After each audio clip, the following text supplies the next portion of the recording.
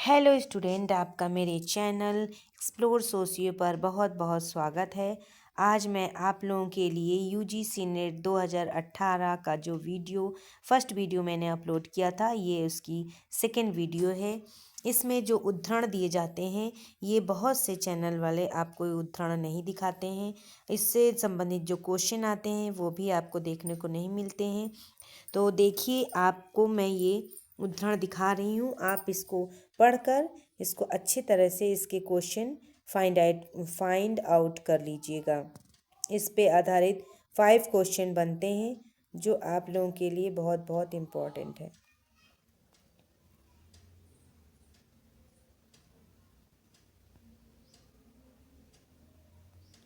इस पे 1 2 3 4 5 52 क्वेश्चन है। अब अगले 52 को आप देख लीजिएगा इसमें कि किस तरह से बताया गया है क्वेश्चन में। आदर्श प्रारूप के निरूपण का प्रयोजन क्या क्या है। फिर यदि समाज विज्ञानी वेबर के आदर्श प्रारूप पद्धति का प्रयोग करते हैं तो उन्हें क्या लाभ होता है। इसका क्या होता है। अल्फ्रेड सूच के अनुसार सामाजिक जगत एक पहलू है जिसे जीवन जगत कहा जाता है। ये भी आप देख लीजिएगा। तो अब हम आते हैं अपने प्रश्न पर।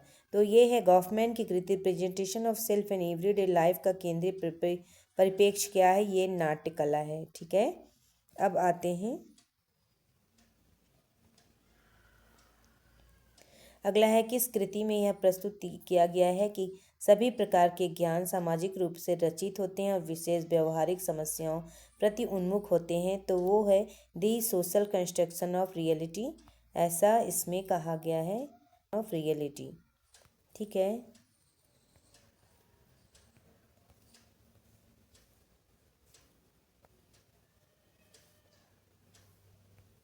ये आपका है सोशल कंस्ट्रक्शन ऑफ रियलिटी। अब देखें अगला प्रश्न है निम्नलिखित में से किसके विचार विधि संकट सम्मत है। विधि सम्मत संकट है, ये आप जानते हैं। ये हैबरमास का है। हैबरमास ने 4 प्रकार के संकट की बात की, 3 प्रकार के ज्ञान की बात की और 4 प्रकार की समाज की बात की। तो हैबरमास यूजीसी नेट के लिए वेरी इंपॉर्टेंट है। वेरी इंपॉर्टेंट थिंकर में ये आप रख लीजिएगा। हैबरमास को वेरी वेरी इंपॉर्टेंट है। हैबरमास के साथ में एंथोनी गिडिंग्स भी वेरी इंपॉर्टेंट थिंकर है। सामाजिक रचना की अल्थुजर की संकल्पना के 3 मुख्य तत्व कौन कौन से हैं। वो है अर्थव्यवस्था, राजव्यवस्था और विचारधारा। अर्थव्यवस्था, राजव्यवस्था और विचारधारा। देखिए, अति निर्धारणवाद की अवधारणा किससे संबंधित है। अति निर्धारणवाद की अवधारणा है, ये आपके हैबरमास से संबंधित है। ठीक, अगला प्रश्न क्या है। द कॉन्स्टिट्यूशन ऑफ सोसाइटी, यह एंथोनी गिडिंग्स की है। मैंने आपको बताई है कि Anthony Giddens very important thinker for the UGC NET. फिर the structure transformation of the public sphere, ये हैबरमास की है। With discipline and punishment, Michel Foucault very important. Writing and different, Jacques Derrida, ये भी वेरी इंपॉर्टेंट थिंकर है। ठीक, Michel Foucault की कृति कौन सी है। नहीं है, ये है मैडनेस एंड सिविलाइजेशन है इनकी कृति। Madness and civilization. The order of things है, history of sexuality. But crisis in the world economics, ये इनकी बुक नहीं है। यही इसका आंसर है। ठीक है,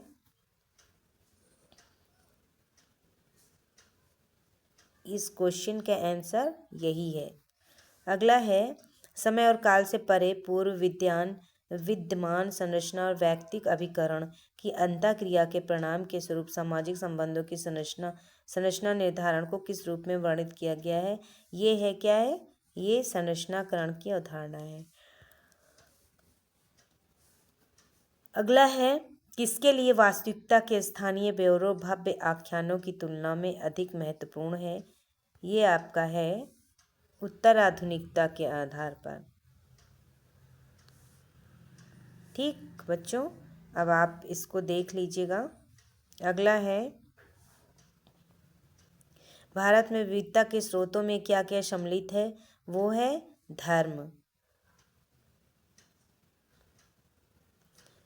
धर्म है, जातियां हैं और भाषाएं हैं। ठीक, लेकिन आपका ये नहीं है निर्जातिया। तो इसका आंसर क्या होगा? इसका आंसर होगा निर्जातीय उद्गम। क्या क्या सम्मिलित है? क्या क्या सम्मिलित है? तो सम्मिलित क्या है? सम्मिलित है जातियाँ, भाषाएं और धर्म। तो इसका आंसर ये होगा।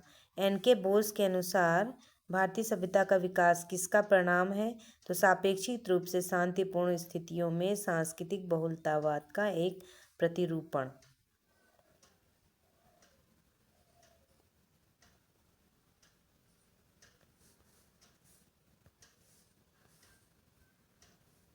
ये 2 है। एन.के. बोस ने कहा था क्या? भारतीय सभ्यता का विकास किसका परिणाम है? सापेक्षिक रूप से शांतिपूर्ण स्थितियों में सांस्कृतिक बहुलतावाद का एक प्रतिरूपण। अगला है संस्कृत की विविधता किंतु सभी समुदाय की अंतर्निर्भरता के लिए आर्थिक संगठन को प्रोत्साहन। तो ये आपका आंसर 2 एंड 4 है। अगला क्वेश्चन है भारत में किसे समाजशास्त्र को इतिहास परकतावाद और संस्कृति विज्ञान की छाया से बाहर निकालने का श्रेय दिया जाता है? तो वो है आंसर एम.एन. श्रीनिवास है। कौन है? एम.एन. श्रीनिवास। इतिहास परकवाद और संस्कृति विज्ञान की छायावाद है, तो एम.एन. श्रीनिवास है। किसने इस बात पर जोर दिया है कि पर्याप्त नहीं कि एक भारतीय समाजशास्त्री एक समाजशास्त्री बने, अपितु उससे पहले एक भारतीय बने? ऐसा किसने कहा है? ये डी.पी. मुखर्जी ने कहा है। अगला है नीचे दिए गए कुछ प्रश्न। भारत में क्षेत्रीयवादता स्वतंत्रता के बाद से निरंतर उभार पर रहा है। उसके मतलब बड़े और छोटे सभी क्षेत्र संकीर्ण दृष्टिकोणों के साथ साथ अपने क्षेत्रीय हितों की रक्षा करना चाहते हैं। तो इसका आंसर आपका होगा ए और आर दोनों सही। कौन भारतीय मलिन बस्तियों में सामाजिक सांस्कृतिक उपांतिता के प्रस्तावक हैं? तो ये हैं आपका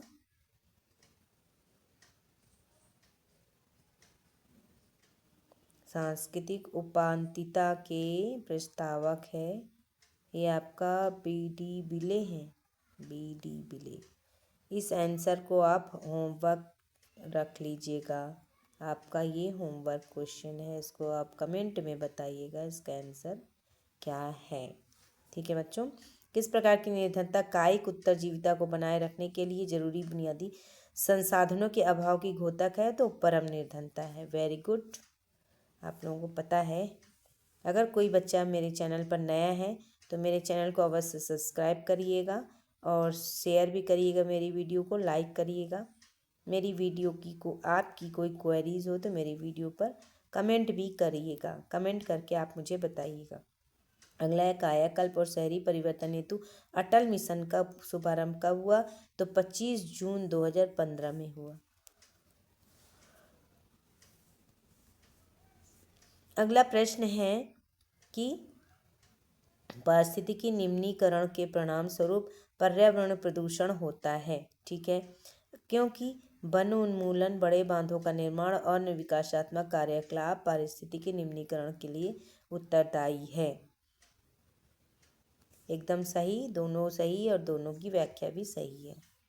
अगला निम्नलिखित में से किसने यह तर्क प्रस्तुत किया है कि विसामान्यता विकृत व्यक्तित्व के परिणाम स्वरूप नहीं अपितु समाज की अपनी संस्कृति और संरचना से ही उत्पन्न होता है? ऐसा कहा है आर.के. मार्टन ने। निम्नलिखित में से कौन सा वह प्रथम समाजशास्त्री थे जिसने श्वेत दर्शन अपराध का सुव्यवस्थित रूप से अध्ययन किया था? आप जानते हैं इसका आंसर सदरलैंड ही होगा। अगला है किस वर्ष स्वापक औषधि और मना प्रभावी पदार्थ अधिनियम का अधिनियमित किया गया था? वो है 1985। भारत में परंपरा अनिवार्यता आधुनिकीकरण की प्रक्रिया को धीमा नहीं करती। किसने इस परिघटना को परंपरा की आधुनिकता कहा है? ऐसा कहा है परंपरा की आधुनिकता, ऐसा कहा है रूडोल्फ ने। नीचे दिए गए कुछ कथन हैं और उसके कुछ कूट हैं। भारत में अधिकतर विकसित राज्य एक दूसरे से सटे हुए हैं, ठीक है, क्योंकि वे दूसरे राज्यों की तुलना में अधिक शहरीकृत हैं। अब आप इसका आंसर बताइए। कैसे बताएंगे इसका आंसर? दीजिए जल्दी से जल्दी इसका आंसर। इसका आंसर आपको क्या बताना है? भारत में अधिकतर विकसित राज्य एक दूसरे से सटे हुए हैं वे, क्योंकि वे दूसरे राज्यों की तुलना में अधिक शहरीकृत भी हैं।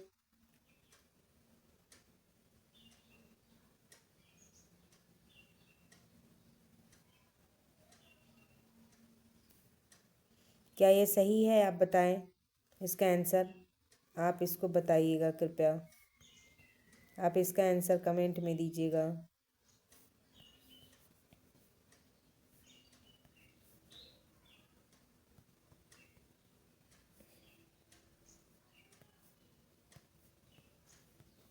अगला निम्नलिखित में से कौन सा सुमेलित नहीं है? लिंग और भूमि अधिकार बीना अग्रवाल का है। लैंगिक असमानता और कानून फ्लेविया एग्नेस का है।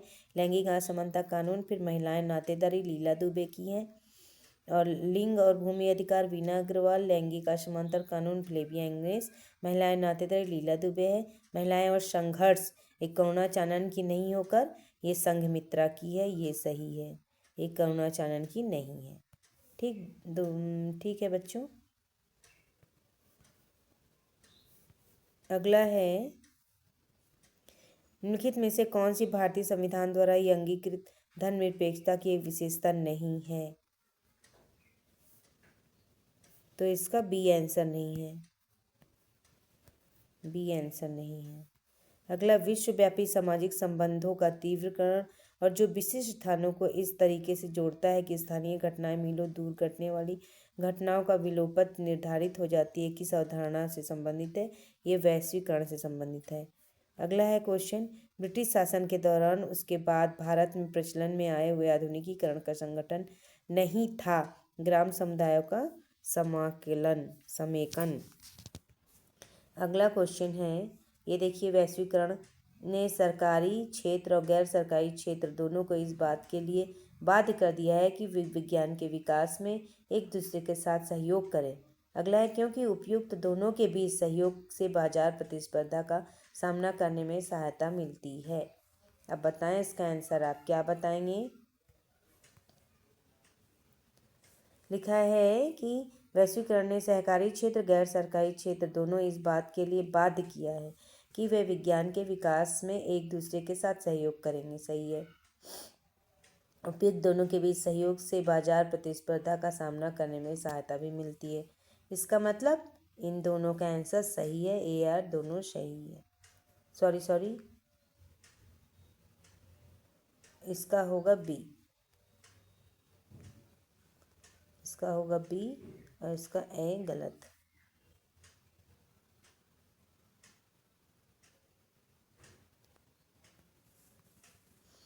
अगला है, सुमेलित कीजिए। चंपारण सत्याग्रह 1917 में हुआ था। बारदोली 1929 में हुआ था। कैरा सत्याग्रह हुआ था। संथाल विद्रोह हुआ था 1855 में। और खेड़ा सत्याग्रह कब हुआ था? खेड़ा सत्याग्रह 1918 में हुआ था। अगला क्वेश्चन है, किसने अधिशेष मूल्य का सिद्धांत? आप जानते हैं, कार्ल मार्क्स ने दिया है अधिशेष।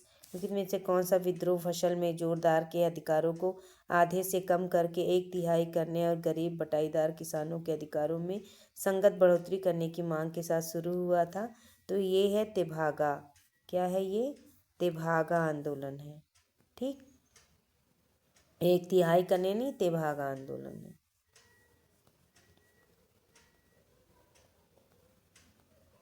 अगला, पारंपरिक भारतीय समाज में जजमानी प्रथा निम्नलिखित में से किस पर आधारित थी? तो वस्तु विनिमय प्रथा पर आधारित थी। अगला प्रश्न है कि वैश्वीकरण एक जटिल बहुआयामी प्रक्रिया है जिसमें वैश्विक और स्थानीय के बीच एक द्वंद्वात्मक संबंध निहित है। साथ ही यह नई वैश्विक असमानताओं को स्थिरीकरण की ओर ले जाता है। ऐसा इसने कहा है, एंथोनी गिडिंग्स ने कहा है। वैश्वीकरण एक जटिल बहुआयामी प्रक्रिया है जिसमें वैश्विक और स्थानीय रूप से सही। उसके बाद में आते हैं, किसकी कृति कहा जाता है? औद्योगिक समाजशास्त्र का सामान्य रूप से और विशेष रूप से यूएसए में आविर्भाव हुआ है। ऐसा एल्टन मेयो ने कहा है। ठीक, अगला है, औद्योगिकरण और परिवार में कमजोर जुड़ाव की ओर ले जाता है। ठीक, जिसके परिणामस्वरूप एकाकी परिवार संरचना बनती है। एकाकी परिवार का संरचना बनती है, भी सही है। अगला इसका कारण क्या है कि क्योंकि उद्योग व्यापक रूप से युवा प्रवासी श्रमिकों को रोजगार से जोड़ते हैं तो दूरवर्ती स्थानों से आते हैं। उद्योग व्यापक रूप से युवा प्रवासी श्रमिकों को रोजगार देकर जोड़ते हैं जो दूरवर्ती स्थानों से आते हैं। इसका आंसर भी यही होगा, ए आर दोनों सही, ए आर की सही व्याख्या। ठीक है बच्चों, कहाँ गए आप? किसने अनुभाविक अध्ययन के आधार पर तर्क प्रस्तुत किया है कि अनौपचारिक संबंध नौकरशाही में एक महत्वपूर्ण भूमिका निभाते हैं? आप जानते हैं कि ऐसी बात पीटर ब्लॉक ही कर सकते हैं, क्योंकि पीटर ब्लॉक ने मैक्स वेबर की बुराई की थी, आलोचना की थी मैक्स वेबर की। मैक्स वेबर के आलोचक मर्टन और पीटर ब्लॉक दोनों ही थे। विकास के आर्थिक वृद्धि प्रारूप का किससे सरोकार नहीं है? तो संधारणीय विकास यानी सस्टेनेबल डेवलपमेंट से नहीं है। जीएनपी से है, प्रति व्यक्ति आय से है, आर्थिक वृद्धि का प्रारूप और पूंजी संचयन से भी है। अगला है, स्वतंत्र भारत में विकास के किस मॉडल का अनुसरण किया जाता है? वो है मिश्रित अर्थव्यवस्था। अगला है, अल्पविकसित का विकास किसने गढ़ा है? ये एजी फ्रैंक का दिया हुआ है। निम्नलिखित में से कौन सा मानव विकास सूचकांक का संकेतक नहीं है? ये शहरीकरण का स्तर है। शहरीकरण का स्तर है। अगला, निम्नलिखित में से उस समिति की पहचान करें जिसका भारत सरकार ने शहरी मिलन बस्तियों में प्राथमिक स्वास्थ्य देखभाल प्रदान करने के लिए सेवा डिलीवरी दृष्टिकोण प्रणाली का संगठन करने और इसमें सुधार लाने के लिए तौर तरीकों का सुझाव देने के लिए 1982 में गठन किया गया था। ये कृष्णन समिति है। ऐसा किसने कहा? समिति की पहचान करें जिसका भारत सरकार ने शहरी मलिन बस्तियों में प्राथमिक स्वास्थ्य देखभाल प्रदान करने के लिए सेवा डिलीवरी दृष्टिकोण प्रणाली का संगठन करके और इसमें सुधार लाने के लिए तौर तरीकों का सुझाव देने के लिए 1982 में गठन किया गया था। ऐसा किसने किया था? कृष्णन समिति द्वारा किया गया था।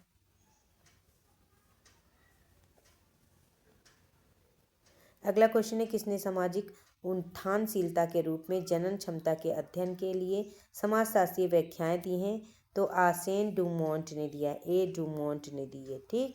अगला, महिलाएं उन्हें जन्मे जीवित बच्चों की संख्या के अनुसार वर्गीकृत की जाती है। महिलाएं उन्हें जन्मे जीवित बच्चों की संख्या के अनुसार वर्गीकृत की जाती है। इसे किस रूप में संदर्भित किया जाता है? तो इसे किया जाता है क्षमता।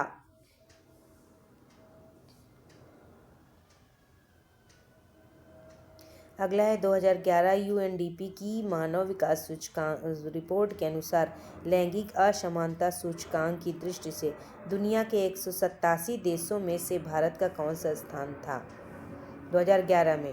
ठीक है, यूएनडीपी की मानव विकास रिपोर्ट के अनुसार लैंगिक असमानता सूचकांक में भारत का 187 देशों में कौन सा स्थान था? तो 132वां स्थान था।